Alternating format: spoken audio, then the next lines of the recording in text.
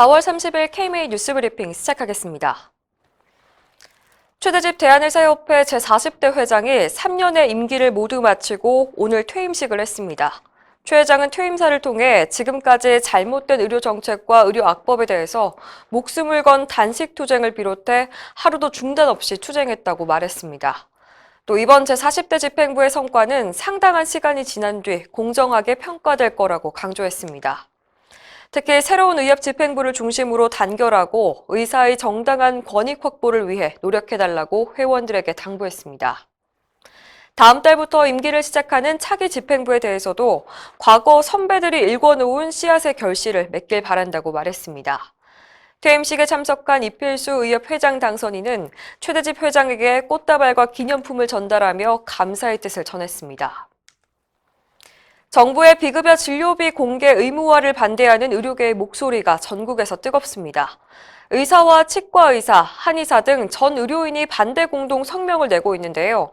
충북 지역의 의과, 치과, 한의과 의사 회장들이 28일 반대 성명서를 발표했고 광주와 경남, 부산에서도 의료인 단체가 모여서 비급여 진료비 강제 공개를 즉각 중단하라고 촉구했습니다.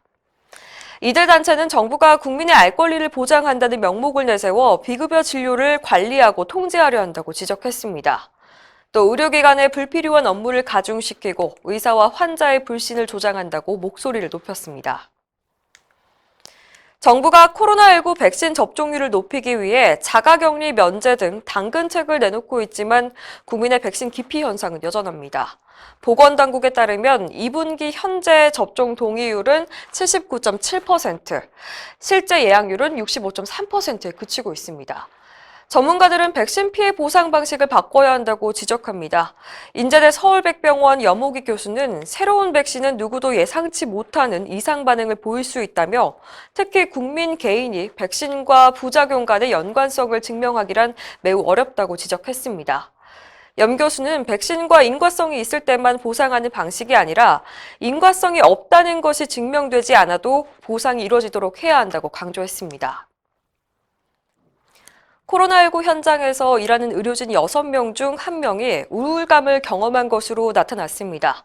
울산대병원과 서울 아산병원 정신건강의학과 연구팀이 의료진 524명을 대상으로 설문조사한 결과 6명 중 1명은 우울감을, 3명 중 1명은 불면과 불안감을 경험했다고 답했습니다.